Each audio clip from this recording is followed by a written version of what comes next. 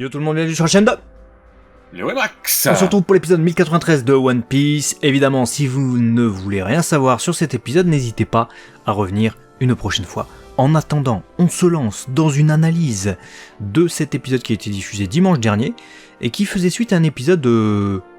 Comment dire ça, récap sur Trafalgar Law. Ouais, c'est ça. C'est exactement ça. Un épisode qui est apparemment même pas dans la numérotation officielle des épisodes, puisque on passe du 1092 au 1093, c'est un entre-deux, un petit HS. Dites-nous si vous l'avez vu, si vous avez kiffé le récap. Perso, je l'ai même pas regardé. Voilà, je vais pas vous mentir. J'ai regardé vite fait ce que ça disait, mais c'est que des récaps. On a déjà vu. Donc voilà. Et c'est vrai que l'on attendait cet affrontement entre Trafalgar Law et Barbe Noire, parce que on nous avait laissé à la fin du 1092 sur ce suspense des deux qui étaient en mode on va se mettre sur la tête. C'est chose faite. Ouais, et rappelez-vous, 1092, je vous avais dit, ce sont des rajouts qu'on a à la fin de l'épisode. C'était pas des scènes du manga. En revanche, là, cet épisode 6, cet épisode 1093 commence directement avec des scènes du manga, puisque la confrontation véritablement dans le manga entre Barbe Noire et Trafalgar Law commence avec cette scène où ils sont sous l'eau, ils veulent plonger le plus loin possible pour esquiver les torpilles de pommes, on va dire, lancées par Doc Q. Mais ils sont atteints par la maladie, entre gros guillemets, je reviendrai après sur ce truc de la maladie, et du coup ils se transforment en femmes, et ils tentent une contre-attaque, et ils tentent, ça marche pas, ils tentent d'abord de se mettre sur l'île, pour être à l'abri. Sauf que ce qui va se passer, c'est que l'équipage de Barbe Noire va également débarquer sur cette île, où il va y avoir confrontation. Ouais, une grosse confrontation jonchée d'une animation incroyable du début à la fin. Hein. Clairement, si vous êtes fan de Sakuga, d'animation, de choses punchy, je pense que vous avez dû en avoir pour votre argent. Voilà, je pense clairement, parce que. Mais avant de revenir sur ça, revenons quand même, si tu le veux bien, cher ami. Sur cette partie qui fait couler de l'encre, des crayons de couleur, des feutres, de l'encre sous les logiciels de montage, Photoshop et tout ce qui s'ensuit, la féminisation, entre guillemets, Koda a offert à Trafalgar Law. Parce que... Ouais. Parce que c'est un concept quand même. Voilà. C'est tout un concept, c'est juste du fan service gratuit pour moi, déguisé sous le couvert d'une attaque de Doc Q. Mais je suis désolé, le gars c'est un docteur, d'accord, sauf que c'est le plus malade et le plus pouilleux de tous les docteurs, d'accord, donc du coup, ce qu'il fait lui, c'est pas qu'il te soigne, c'est qu'il t'octroie, ou plutôt il te contamine, donc il te donne des maladies, d'accord. Mais en quoi se transformer en femme c'est une maladie déjà, ça c'est le premier truc. Donc pour moi c'est clairement juste du fanservice. Il y avait eu déjà Oda qui avait dessiné Law en femme il y a très très longtemps, il y a plusieurs années. Ils en avaient fait une figurine du côté de Mega House, donc en POP, c'était sorti. Là ils vont pouvoir en refaire une, mais avec un look de l'arc Egghead, de ce look là, c'est juste ça en fait. Mais après, on a beau dire, ça marche. Parce que si vous regardez les quatre coins et les recoins d'internet, ce week-end, ce qui a fait l'émulsion du côté des fanartistes, c'était pas de dessiner Barbe Noire avec son gros bide qui rigolait, c'était de dessiner Ace transformé en femme. C'est ouf que... En fait, ce passage est court. Ça a pris presque plus de lumière que l'intégralité du fight et de ses enjeux. Ouais. Dans l'univers de One Piece. Ce qui est, je comprends que ça surprenne, mais quand même, on va pouvoir passer à cette deuxième partie. L'affrontement entre Trafalgar Law, donc il le dit même, hein, Barbe Noire, il a passé tout son épisode à faire ça de façon à rire comme ça. Mais ouais, on fait partie de la pire génération, etc. machin. Donc effectivement, un supernova, un gars de la super génération, l'autre également, qui s'affrontent. Trafalgar Law qui à l'aide de Kid vient de faire tomber Big Mom, on vous le rappelle quand même. Barbe Noire opportuniste comme jamais, c'est un affrontement de fou quoi. Vraiment, ce one-one doit résonner dans la commu One Piece comme un truc de fou. Et 75% des gens retiennent les ballons de Trafalgar Law, ce qui est pas logique. Ce qui est pas logique, mais après je peux peut-être apporter une supposition, une hypothèse d'explication. Il est possible que justement ces 75% des gens ont déjà vu le fight en manga. Donc première lecture, tu vois le truc en manga, bim, t'es hypé, waouh putain l'eau il tombe contre Barbe Noire, putain pas de chance et tout. Le gros fight, qu'est-ce qui va se passer? Et puis une fois que t'as l'animé, finalement tu sais déjà ce qui va se passer, donc les gens ils pensent à autre chose, tu vois, peut-être. Peut-être. Bah, dites-nous dans les commentaires en vrai, qu'est-ce qui pour vous retient le plus votre attention dans cet épisode?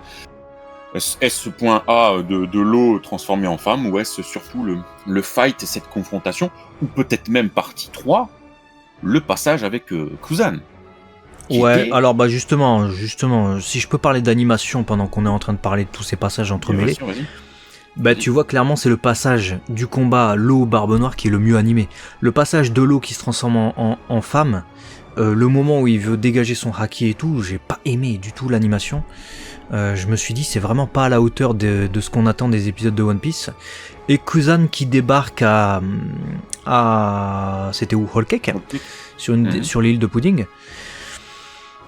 C'était bien animé, mais c'était tellement pas on model que ça m'a surpris en fait. Un style très pointu, mais malgré tout, rien à dire, l'animation était là, la glace, le Crackers qui se fait craquer, là c'était incroyable, ça c'était incroyable.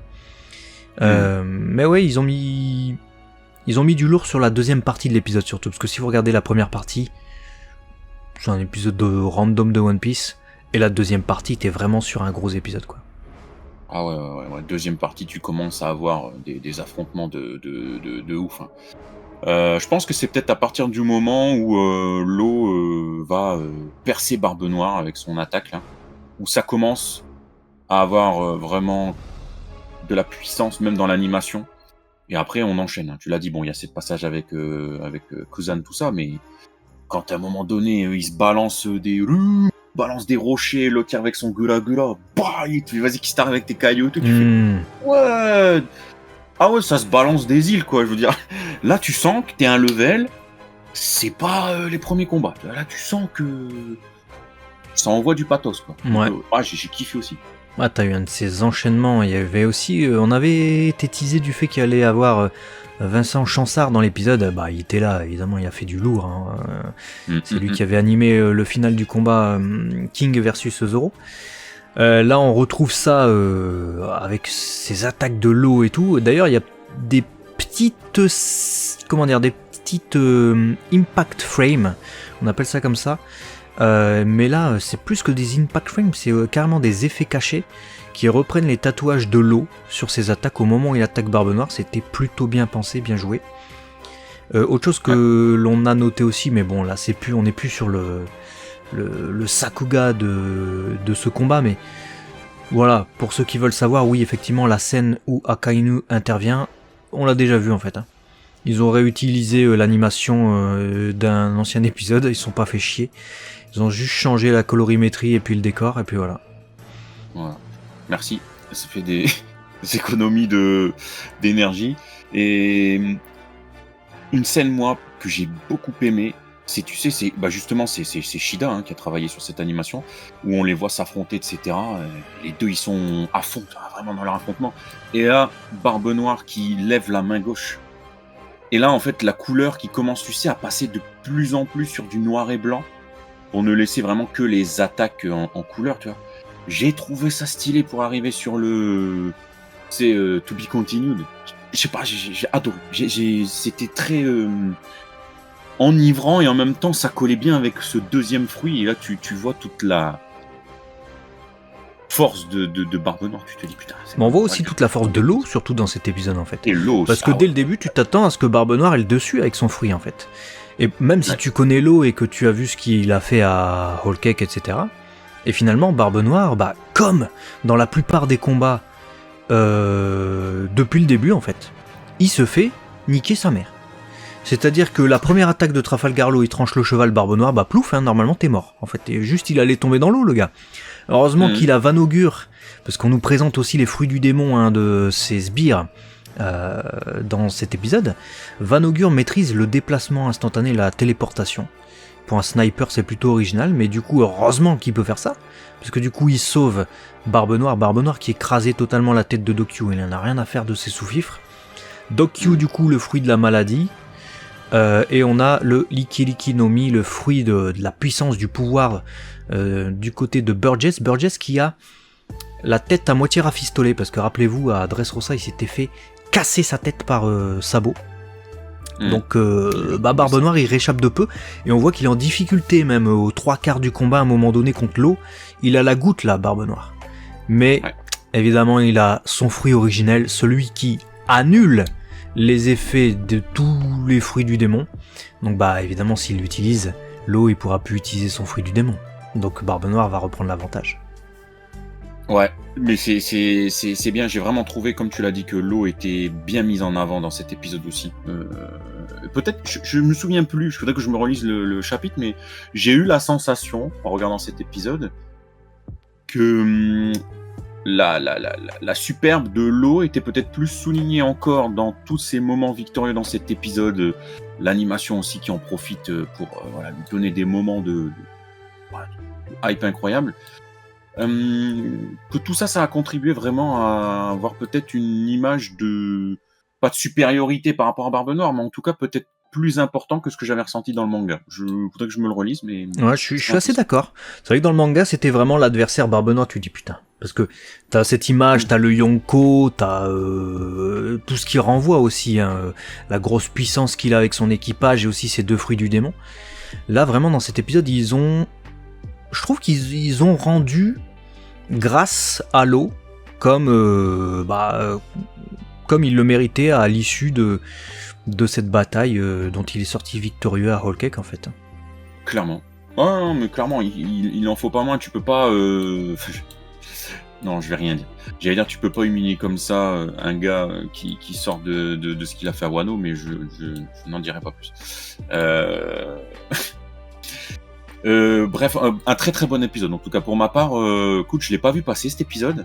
Et j'ai bien aimé aussi, tu vois, les petites surprises où tu vois du pudding, tu vois des trucs et tout. Mais c'est super important ça, parce qu'il y en a, ils comprennent pas, parce que c'est pas, j'ai trouvé que c'était pas explicite dans l'épisode. Pourquoi ils avaient enlevé pudding? Et elle dit, je sais pourquoi qu'est-ce que vous me voulez, etc. Mais c'est pas explicite, je trouve. Ah non, donc, c'est pas explicite. Pour ceux qui se souviennent pas du tout, parce qu'il faut remonter à plusieurs années en arrière du coup. Pudding, elle a 3 yeux, d'accord, ça tout le monde le sait.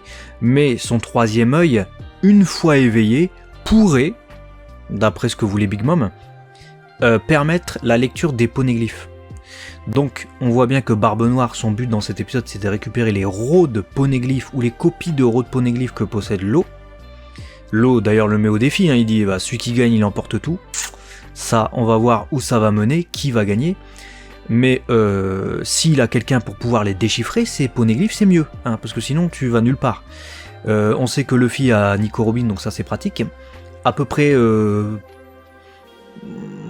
voilà, la plupart des autres pirates n'ont pas de personnes pour pouvoir les déchiffrer. Mais Barbe Noire pourrait bénéficier de l'éveil de l'œil de Pudding.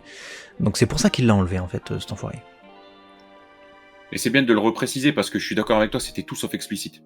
C'est que des non-dits, mais en fait, tu peux finir en disant, voilà, c'est bien. Voilà, on le reprécise au cas où vous seriez passé à côté. Dites-nous dans les commentaires si vous aviez bien perçu le message. Si vous êtes animé only, si vous êtes lecteur du manga, normalement, bon, vous savez, mais si vous étiez qu'animé only, ça peut en tout cas vous échapper. Prochain épisode, on retourne du coup, très certainement, sur Egghead, et il va y avoir d'autres choses. C'est pas très certainement, c'est carrément dans le teaser, c'est tout Egghead, donc j'ai hâte de voir ce que ça nous réserve. Peut-être qu'on va en découvrir un peu plus sur Vegapunk, que va-t-il se passer Kuma, Bonnie, maintenant qu'on a appris les vrais liens qui les unissent, comment va réagir le pacifista là, qui les attaquait. Autant de questions qu'on se pose. Un bon épisode, j'ai beaucoup aimé, surtout la deuxième partie en fait, hein, à partir de Fasto, Vincent Chansard et tout ça, dès que ça s'est enchaîné, l'animation de fou, vraiment dès que le combat a débuté entre les deux, c'était costaud. Voilà, dites-nous ce que vous avez pensé de cet épisode 1093, ça nous a fait plaisir de le voir enfin, on l'attendait depuis 2 semaines. Ouais. Et voilà, à très vite. Voilà, allez, abonnez-vous. Ciao. À la prochaine.